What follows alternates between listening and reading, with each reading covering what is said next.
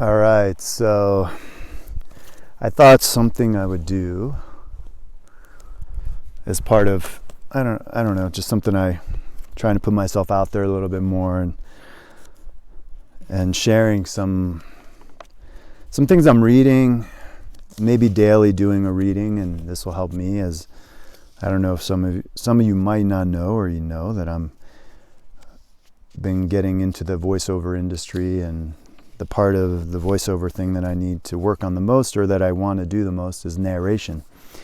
So a little selfish that I'll read a bit, but I hope you'll appreciate. So this is a book I've had for a long time, and I never know how to say his name. Thich Nhat Hanh, I think.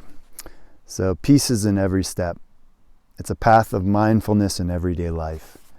So I read this while I was in the hot pools yesterday or so, and I thought I would read the beginning, if I can find it. Sorry, it's coming.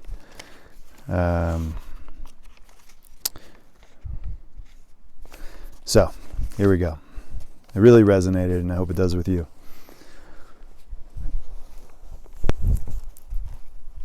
"24 brand new hours. Every morning when we wake up, we have 24 brand new hours to live. What a precious gift. We have the capacity to live in a way that these 24 hours will bring peace, joy, and happiness to ourselves and others. Peace is present right here and now, in ourselves and in everything we do and see. The question is whether or not we are in touch with it. We don't have to travel far away to enjoy the blue sky. We don't have to leave our city or even our neighborhood to enjoy the eyes of a beautiful child. Even the air we breathe can be a source of joy.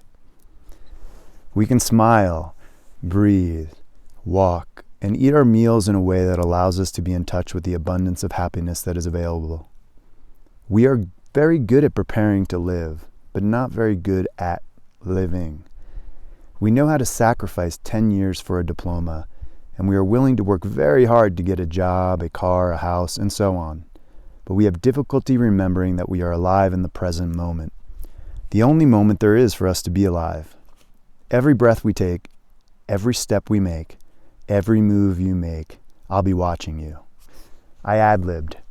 It actually says, every breath we take, every step we make can be filled with peace, joy, and serenity. We need only to be awake, alive in the present moment. This small book is offered as a bell of mindfulness, a reminder that you only need to breathe consciously 1 or 2 times and you will recover your smile. The dandelion is a member of your community of friends. It is there, quite faithful, keeping your smile for you. And I skipped. That was the wrong page. So, see, this is what happens when you do this. So this small book is offered as a bell of mindfulness, a reminder that happiness is possible only in the present moment. Of course, planning for the future is part of life, but even planning can only take place in the present moment. This book is an invitation to come back to the present moment and find peace and joy. I offer some of my experiences and a number of techniques that may be of help, but please do not wait until finishing this book to find peace. Peace and happiness are available in every moment. Peace is every step. We shall walk hand in hand. Bon voyage. So I'm going to make mistakes. This is raw. I'm not good at editing. So bear with me. I apologize. Sometimes it's going to be smooth. Sometimes it's going to be rougher than other times. The other thing I wanted to share, and this is something I carry around, and I'm going to talk about it in a separate video, but this is, I don't know if you can see it. It says, in quote, "But you look good." And it's a pamphlet, a brochure, sort of a book to hand out to friends, family, strangers maybe, but people who care about you if you have chronic illness, or you hope they care about you enough to help to maybe address you and acknowledge you in a way that you'd like to be. And not in like an overly PC thing. It's just about how to try to put yourself in the shoes of another. So it's how to encourage and understand people living with illness and pain. It's a really great resource. I do want to try to make my own at some point, just something that's an adaptation of this. So it's by the Invisible Disabilities Association, and I will give out that URL. They're a great organization. I have a video I did for Invisible Disabilities Week a few months ago, and it's late, better late than never, and talks about it a bit more. And I think this is my biggest thing, really, because even while I'm taking all my pictures here, people are going to make extrapolations. I hear it often. Right now they might say I have crazy hair, or they might say, you know, you look fit, or you're too skinny, or who knows. But right now, and the whole time I've been sick, I get a lot of "but you look good," and I get also that in a negative sense mostly. So a lot of people tear people down who have illness, and especially those who don't look the part. And we don't want a pity party. Oh, there's a beautiful bird that just landed on my car here. But we shouldn't be punished for being tall, for example. That's a genetic trait. So is being lean. So is propensity to build muscle if you don't do as much exercise, or if you do, or if you eat a right diet. All these things vary between people. Some people are predisposed to obesity.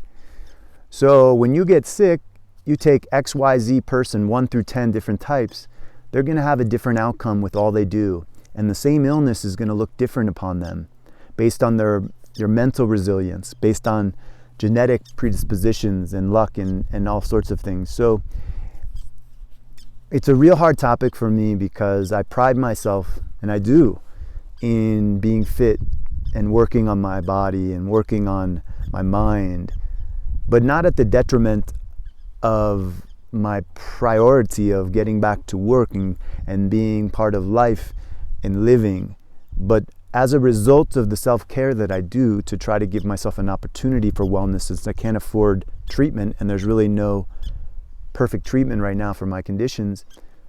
I have to do an abundance of self-care, and that self-care as a side a byproduct, eating well, doing yoga when you can. And sometimes you're going to do slow yoga and stuff for 45 minutes that day, but you couldn't have punched a clock to go to there's no job for that 45 minutes. So sometimes you are able to do that, and that's where people make that disconnect. How can you do that but not do this? Well, it's complex, and some will believe and some won't, and some will understand and some will tear down. My goal is to find compassion and sympathy for all in this type of story. And even those who look obese, who have boils on their skin, whatever it may be, or those who look on a certain day well, they don't have as much edema, their skin looks better some days, or they've, because we fluctuate. And just because somebody has a six-pack abs, or they have muscle tone or something, it does not equal wellness. It does not even to the least. So just remember that.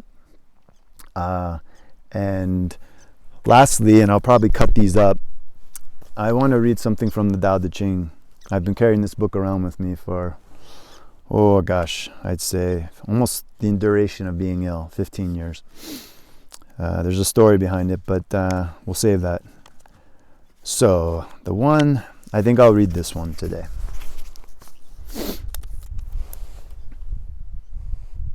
A good traveler has no fixed plans and is not intent upon arriving. A good artist lets his intuition lead him wherever Let's do that again. A good traveler has no fixed plans and is not intent upon arriving. A good artist lets his intuition lead him wherever it wants. A good scientist has freed himself of concepts and keeps his mind open to what is.